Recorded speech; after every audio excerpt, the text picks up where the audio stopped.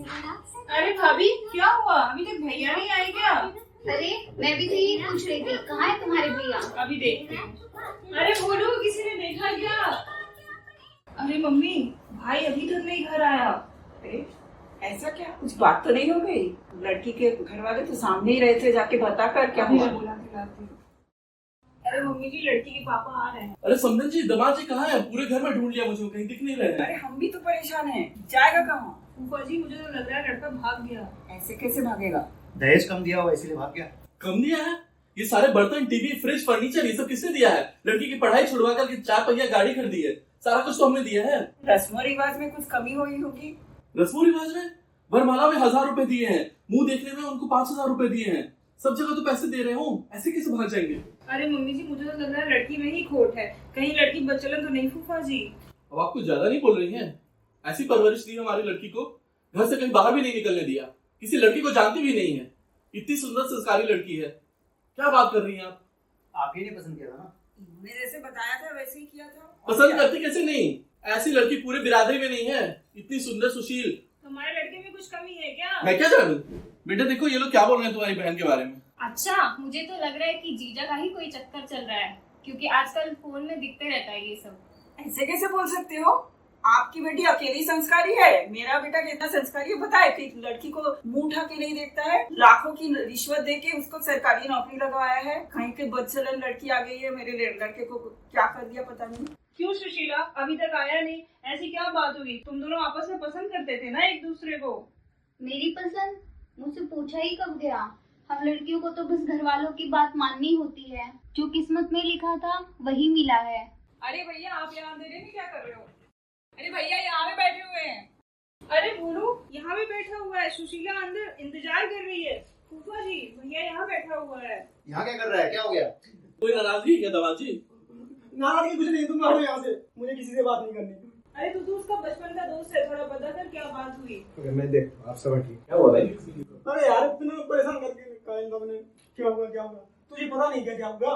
हम जब स्कूल में साथ जाते थे तो कभी लड़कियों से बात की है क्या?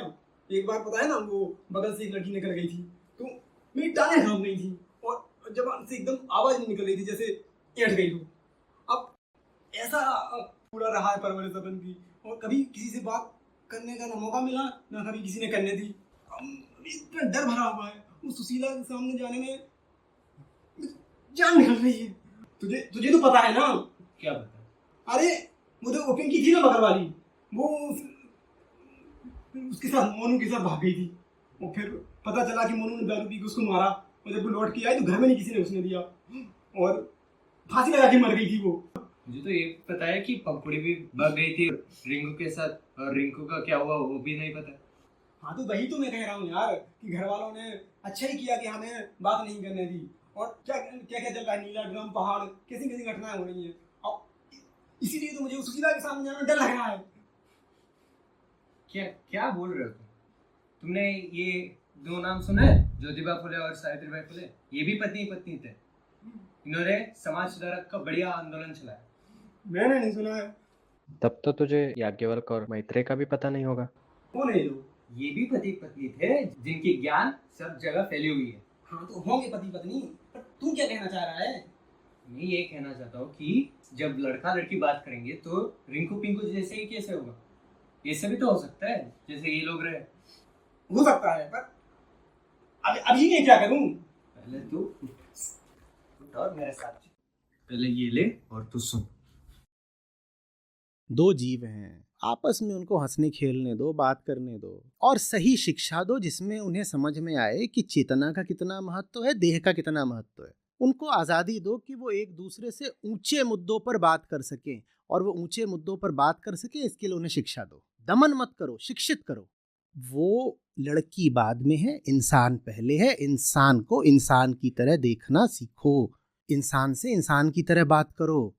मतलब लड़का लड़की ऐसे आराम से बात कर सकते हैं? कर सकते हैं क्या? करते हैं। और मैंने तो बताया इतने सारे नाम, और भी महापुरुष लोग हैं जिन्होंने ऐसे ही उदाहरण हैं। पर मुझे तो नहीं पता, और मुझे अभी तक किसी ने ऐसा कुछ बताया भी नहीं। अब तो जान लिया है, अब जो जान लिया है उसे सब मिलकर जीते।